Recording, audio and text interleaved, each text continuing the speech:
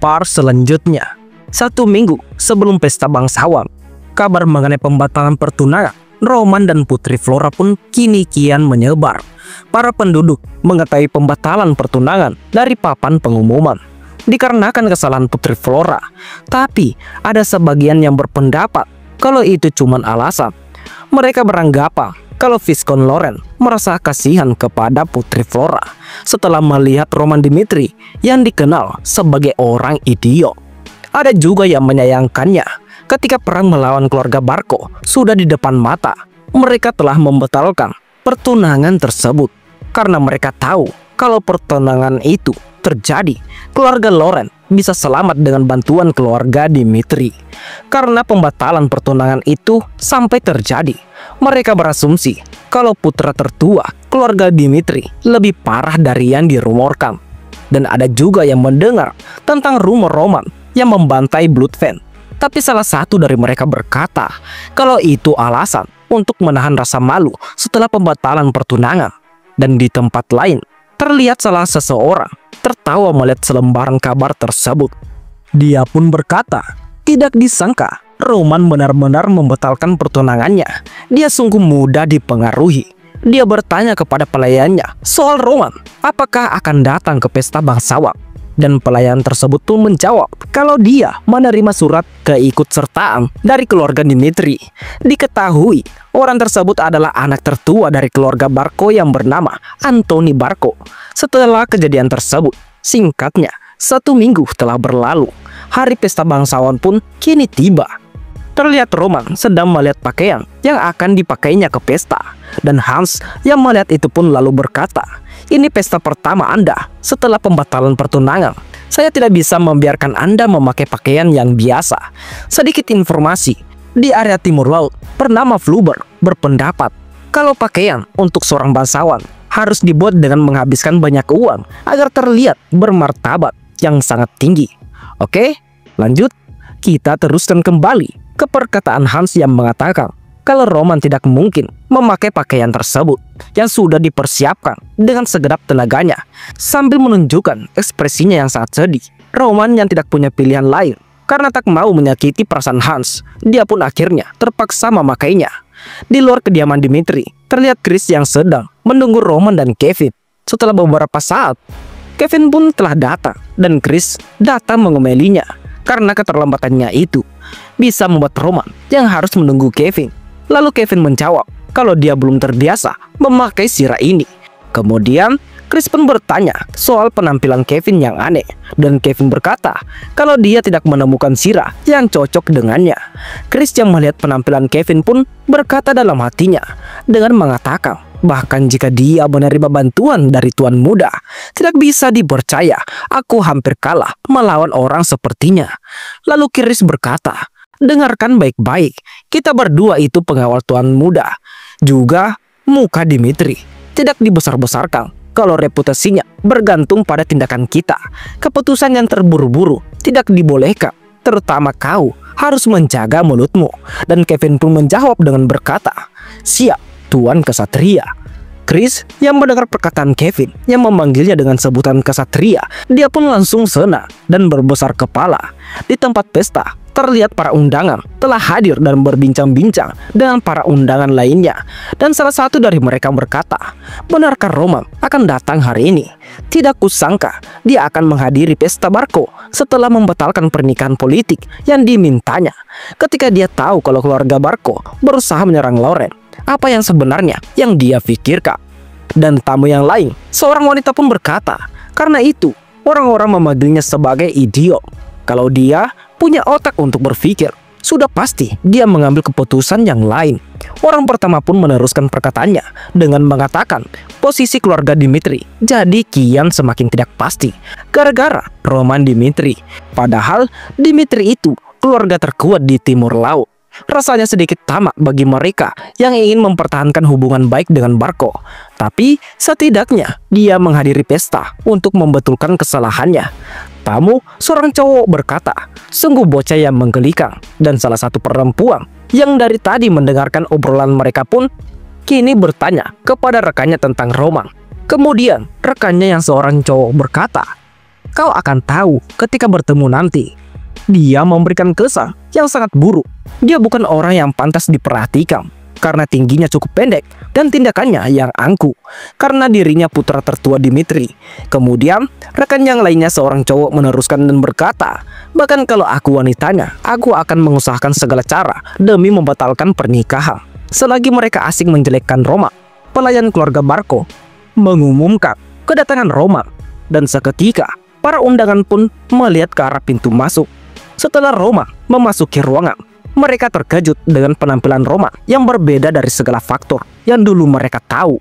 Kemudian, perempuan yang tadinya bertanya tentang Roman pun melihat dan berjalan menghampiri Roman.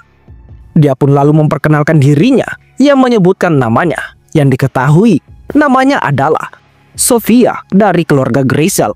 Kemudian, Sofia berkata kepada Roman yang mengatakan, mungkin kamu tidak pernah mendengar nama keluarga kami, meski kami bukan keluarga yang besar, tapi ayahku, Baron Grisel, yang benar-benar mempersembahkan nyawanya demi kerajaan Kairo. Roman pun menjawab dengan mengatakan, aku mengetahui keluarga Grisel. Mana mungkin aku tidak mengetahui tentang keluarga dengan sejarah berabad-abad yang lalu. Oke, kita kembali beberapa waktu yang lalu. Sebelum Roman berangkat menghadiri pesta bangsawan, Roman meminta catatan dan informasi tentang semua keluarga di timur laut kepada Hans. Kemudian Hans bertanya, kenapa tiba-tiba Roman ingin mengetahui semua hal itu? Dan Roman menjawab dengan mengatakan, karena aku menghadiri pesta sebagai perwakilan keluarga Dimitri. Setidaknya aku harus memiliki sedikit rasa hormat. Aku harus mengingat asal-usul orang-orang yang akan kutemui nanti, juga tentang warisan mereka. Upaya yang besar itu dibutuhkan untuk mendapatkan hati orang lain, apalagi untuk orang sepertiku yang dikenal sebagai idiot Dimitri. Setelah itu, kita kembali lanjutan percakapan Roman dengan gadis yang bernama Sofia, di mana Roman meneruskan perkataannya dengan berkata, bukankah keluarga itu yang sudah berada di timur laut sejak lama?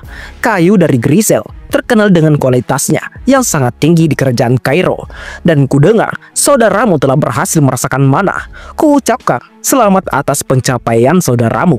Para tamu yang lain pun kini merasa heran atas perubahan Roman tersebut. Kemudian mulai mendekatinya untuk mengajak Roman berbincang. Dan salah satu tamu pria pun menghampiri dan memperkenalkan dirinya, dan diketahui dia bernama Magna dari keluarga Fowl. Roman yang mendengar itu pun lalu berkata, ah, ini mengejutkan. Aku bertemu putra tertua keluarga Fowl di sini. Tidakkah Viscount Fowl memberikan pencapaian yang luar biasa di peperangan dulu? Aku benar-benar terbawa ketika membaca tentang itu. Kemudian yang lain pun kini datang karena suasana di sekitar Roman yang begitu menarik perhatian. Dan salah seorang perempuan pun menyapa Roman dan merasa terkejut akan perubahannya saat terakhir bertemu dengan Roman. Dan Roman kemudian menjawab dengan berkata, dibanding dengan aku, kau masih cantik seperti biasanya, Nona Iris. Apa ibumu sehat? Kudengar baru-baru ini kondisi ibumu kurang baik. Dimitri menerima banyak keuntungan dari kesepakatan dengan keluarga Heros 10 tahun yang lalu. Aku juga berterima kasih atas niat baikmu pada kami. Dan mereka pun mulai mengobrol satu sama lain. Beberapa waktu pun telah berlalu. Seorang tamu yang tahu kepada Roman, dia pun menghampiri dan berkata kepada Roman dengan berkata, tampaknya aku sudah salah melihatmu selama ini, Tuan Roman. Aku selalu berpikir kalau kau sulit diajak berbicara karena sedang mabuk. Dan Roman pun menjawab dengan mengatakan, ya ampun, aku kepikiran mau minum sekarang ini, tapi rasanya aku harus menahan diri. Selagi Roman berbincang dengan lelaki tersebut, Roman dikagetkan oleh salah satu pelayan Barco. Pelayan tersebut mengatakan kalau tuan muda keluarga Barco yang bernama Anthony Barco mengundang Roman ke ruangannya. Seketika, ekspresi Roman pun kini telah berubah dan berniat akan mencari tahu dalang yang sudah membuatnya kesal. Di luar tempat diadakannya pesta, para pengawal pribadi para tamu bangsawan pun berkumpul, termasuk Chris dan Kevin. Kevin bertanya kepada Chris tentang pesta bangsawan itu seperti apa, dan Chris menjawab kalau mereka tak akan mendapatkan kesempatan untuk menghadiri itu. Jadi Chris menyuruh Kevin untuk tak menanyakan hal tersebut dan menyuruh Kevin memperbaiki posisi helmnya yang miring. Para kesatria pengawal keluarga Barco yang melihat ke arah Chris dan Kevin pun lalu berkata, "Sungguh menggelikan. Kudengar rumor kalau Roman Dimitri itu putra tertua yang dilantarkan.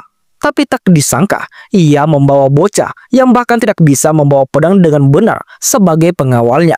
Chris yang mendengar itu pun berkata kepada Kevin untuk mengabaikan perkataan mereka, dan para pengawal tersebut meneruskan perkataannya kembali untuk mengabaikan perkataan mereka, dan para pengawal tersebut meneruskan perkataannya kembali dengan mengatakan, "Ya, memang apa yang diharapkan, level Dimitri cuman hanya segini."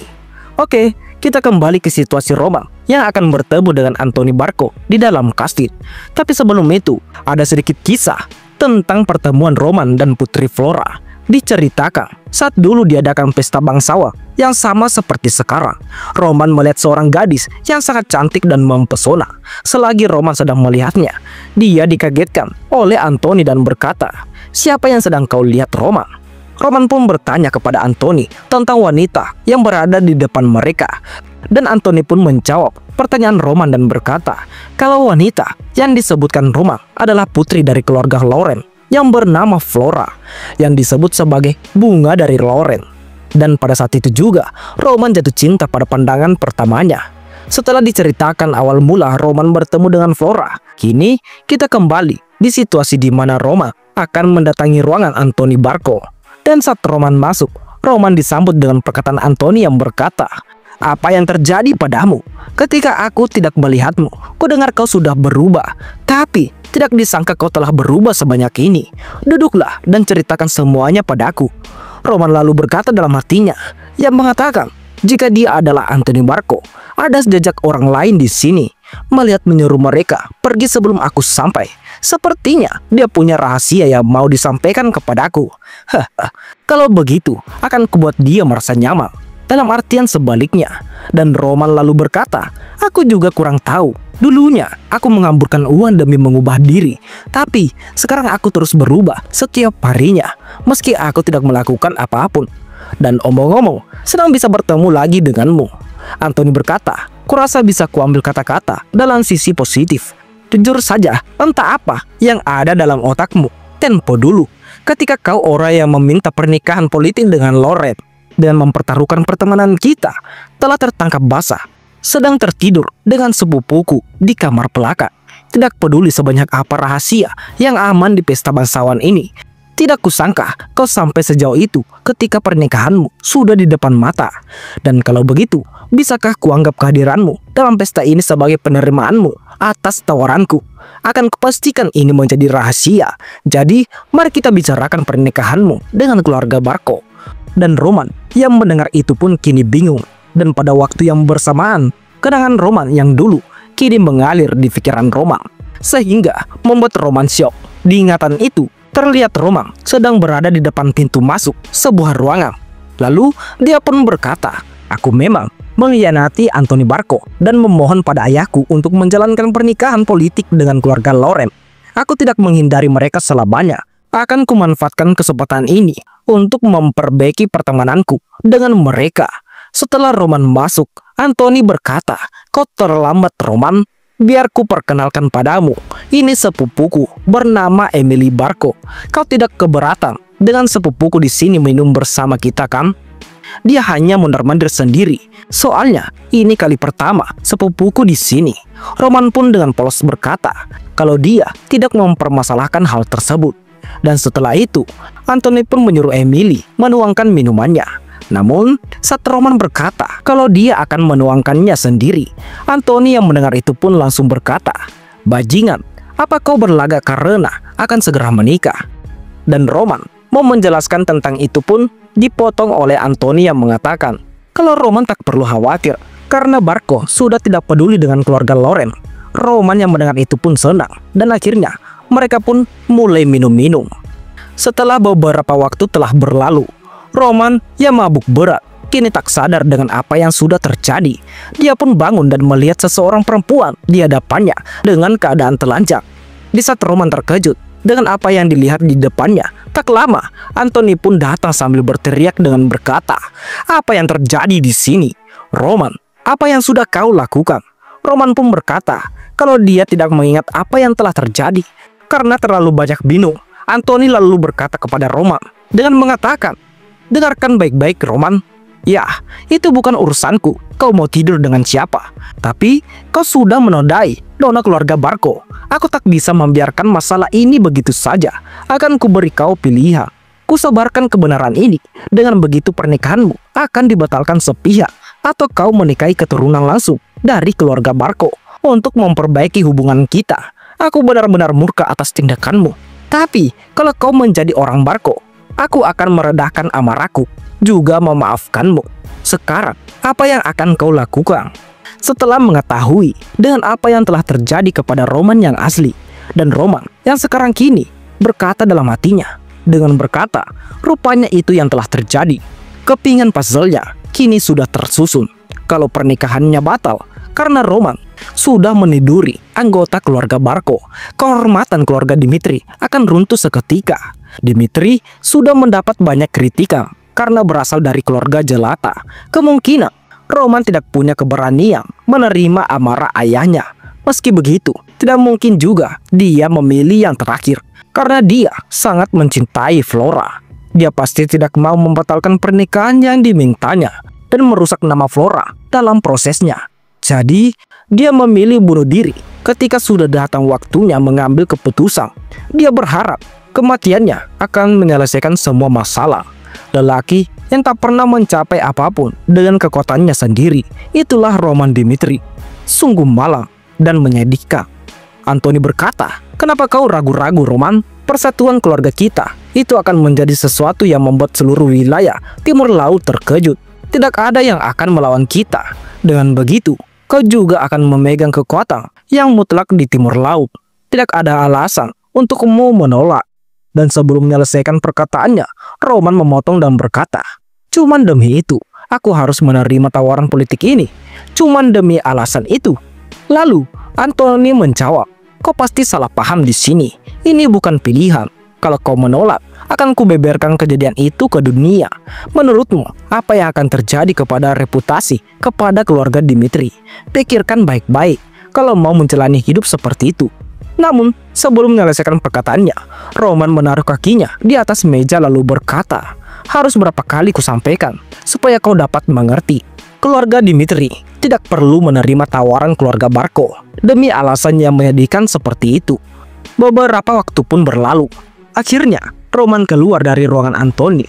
Dan Sofia yang melihat Roman pun bertanya kemana saja dia pergi. Dan Roman menjawab, "Ada urusan, dan karena itu juga Roman harus pergi." Sofia yang mendengar itu merasa sedih karena ingin berbincang-bincang lebih lama dengan Roman. Tak terkecuali tamu-tamu yang lainnya juga merasakan hal yang sama. Saat Roman baru sampai di pintu keluar, dia yang mendengar keributan di luar ruangan. Di saat melihatnya, dia pun terkejut karena yang dia lihat adalah bawahannya Chris dan Kevin yang sedang dibully oleh kesatria yang lain.